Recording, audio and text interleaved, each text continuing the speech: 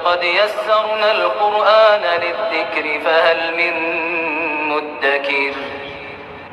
اور ہم نے قرآن کو سمجھنے کے لیے آسان کر دیا ہے، تو کوئی ہے کہ سوچے سمجھے؟ الحمدللہ وکفا وسلام علی عبادہ الذین اصطفیٰ، اما بعد. اعوذ باللہ من الشیطان الرجیم، بسم اللہ الرحمن الرحیم. رب اشرح لی صدری ویسر لی امری واحلل عقدۃ من لسانی یفقہوا قولی. الصلاۃ والسلام علی المرسلین والحمد للہ رب العالمین. اللہم صلی علی سیدنا محمد وعلی آل سیدنا محمد وبارک وسلم. سورہ بقرہ آیت نمبر 153 میں اللہ تعالیٰ نے فرمایا، اعوذ باللہ من الشیطان الرجیم، بسم اللہ الرحمن الرحیم. یا ایھا الذین آمنوا استعینوا بالصبر والصلاۃ ان اللہ مع الصابرین.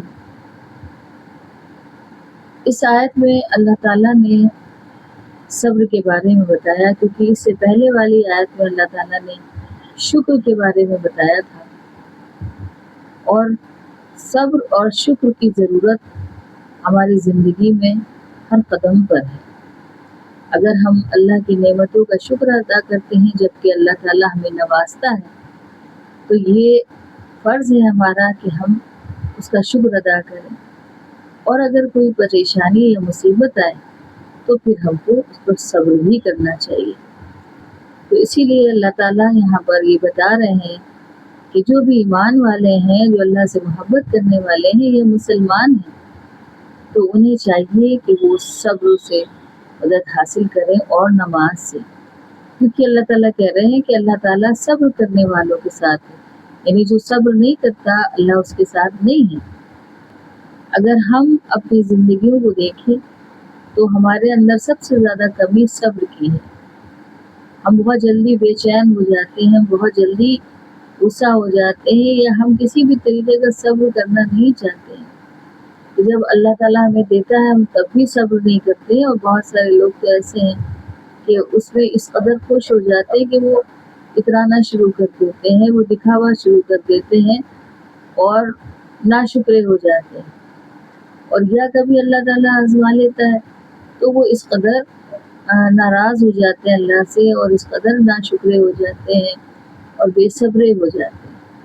تو اللہ تعالیٰ نے کہا کہ اللہ صبر کرنے والوں کے ساتھ ہے، کیونکہ اللہ تعالیٰ ہر طرح سے آزماتے ہیں، کبھی خوشی دے کر اور کبھی غم دے کر، اور یہ دیکھتے ہیں کہ میرا بندہ شکر کرتا ہے اگر ہم نے خوشیاں دی ہیں، اور یا صبر کرتا ہے اگر اس کو ہم نے آزما لیا ہے پریشانیوں سے.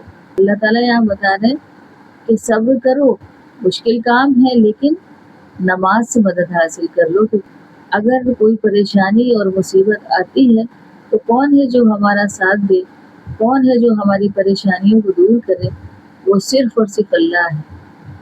جب آپ صلی اللہ علیہ وسلم کسی بھی غم میں یا پریشانی میں ہوتے، آپ نماز سے مدد حاصل کرتے اور اللہ تعالیٰ کے قریب ہو جاتے اور اللہ سے رجوع کرتے. تو یہی ہمیں بھی کرنا چاہیے کہ اگر کبھی بھی کوئی پریشانی آتی ہے اور اگر ہم ایمان والے ہیں، اللہ سے محبت کرتے ہیں، تو پھر ہمیں صبر کرنا ہوگا، اور صبر کے لیے نماز سے مدد حاصل کرنی ہوگی. یہ وہ نماز نہیں ہے جو فرض ہے، وہ تو ہے ہی کہ اس کو پڑھنا ہے، ہمارے لیے لازم ہے اگر ہم مسلمان ہیں. لیکن ہم مسلمان ہیں، ہم نماز بھی پڑھ رہے ہیں، اور پھر بھی ہمارے اوپر کوئی پریشانی آتی ہے تو پھر ہم صلاۃ الحاجت پڑھیں اور اللہ کے آگے جھک جائیں. کیونکہ یہ جو نماز ہے، جو نفل نمازیں ہیں، یا جو ہم ایکسٹرا عبادت کرتے ہیں نفل، تو اس سے اللہ اور راضی ہو جاتے ہیں. اللہ کو راضی کرنے کا ایک بہت اچھا یہ طریقہ ہے کہ ہم اللہ کے آگے جھکیں اور نفل عبادات میں اپنا وقت لگائیں. تو ایسے بندے جو اللہ کی محبت کی وجہ سے ان کو اس بات کی پرواہ نہیں ہوتی ہے کہ اللہ تعالیٰ نے ہمارے پر سختی ڈال دی یا ہماری آزمائش کر لی، بلکہ وہ ہر حال میں شکر گزار رہتے ہیں اور مصیبتوں میں صبر کرتے ہیں، کیونکہ انہیں پتہ ہے کہ اگر ہم صبر کریں گے تو اللہ ہمارے ساتھ ہے. تو اسی طرح سے ہر چیز میں صبر ہے.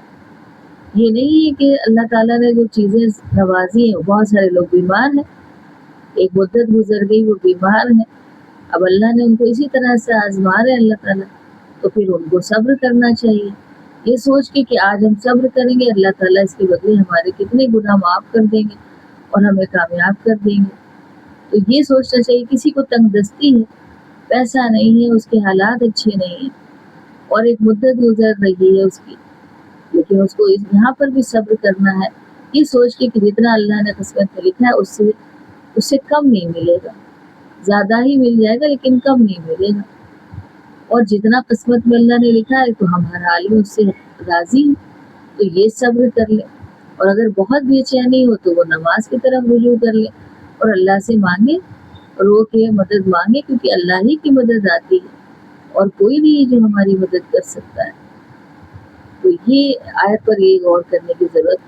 تو اللہ تعالیٰ ایسے اپنے پیارے بندوں کی مدد کرتے ہیں جو اللہ تعالیٰ کی محبت میں صبر کرتے ہیں۔ صبر کیا یہ نہیں ہے کہ اللہ نے جس چیز سے ہمیں روک دیا ہے تو ہم اس کام کو جب نہیں کر رہے، کیا کسی کا دل نہیں چاہتا ہے کہ ہم بھی عیش و عشرت کی زندگی گزاریں، ہمارے اوپر بھی کسی کی تنگی نہ ہو، ہم بھی اپنی آزاد زندگی جئیں۔ ہر انسان یہ چاہتا ہے کہ ہمارے اوپر کوئی روک ٹوک نہ ہو، اور دنیا میں بہت سارے لوگ اسی طرح سے اپنی لائف جی رہے ہیں، لیکن اللہ کے جو نیک بندے ہیں، جو مومن بندے ہیں، ان کی زندگی اپنی زندگی نہیں ہے۔ اللہ نے کہا تمہاری جان و مال ہم نے آخرت کے بدلے خرید لیا۔